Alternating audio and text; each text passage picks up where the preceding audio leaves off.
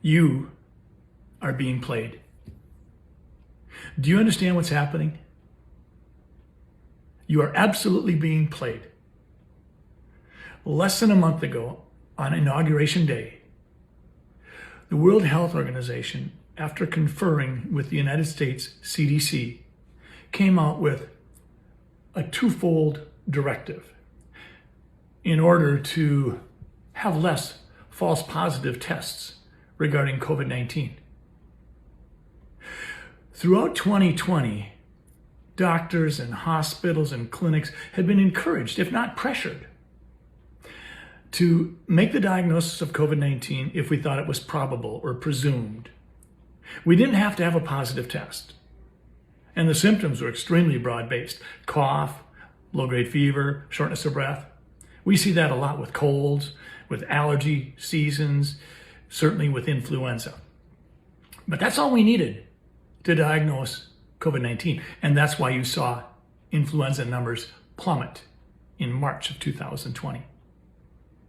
So on Inauguration Day, the World Health Organization came out and said, one, physicians and hospitals and clinics should make certain that a patient with symptoms consistent with COVID-19 needs to have a positive test matched up to that syndrome of symptoms in order to diagnose COVID-19.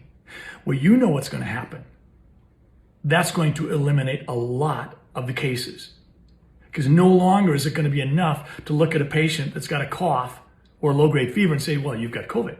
Now it's got to be symptoms consistent with a positive test.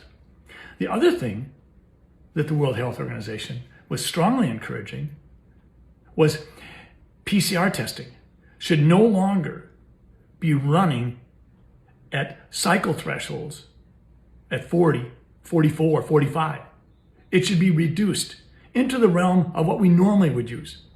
Understanding that PCR was never created to diagnose a viral disease. It was created for an entirely different purpose, but we've been using it to diagnose COVID-19, and we've been abusing it because we've been running the cycle so many times that in some studies, it was projected that possibly 85% of the positive PCR tests were false positives, such that 1,000 people being told that they have COVID-19, it was likely that less than 200 of them actually had COVID-19. So there you have it. Two things happened on Inauguration Day that were virtually guaranteed to lower the number of cases of COVID-19. Was it politically motivated? Can we trust politicians and appointed bureaucrats? We've seen Governor Newsom out of California say the CDC says we can open up the schools and we don't have to have teachers vaccinated in order to do so safely. We've seen New York leaders say the same thing. We've seen Governor Cuomo come out and say, well, if we don't open stuff up now, there won't be anything to open up when we finally do. All right. I think I've heard that before. We're seeing data previously distorted willingly, now being told, don't do that. I have been saying this for darn near a year, and I am disgusted with the kind of treatment the American people are getting. The fact of the matter is, we should have our schools open. You're going to see governors now sort of pandering to the public opinion, and they're going to do things. And they're going to boast and run victory laps that they didn't earn. Because what they did do and the damage they did cause shouldn't have happened, but it did.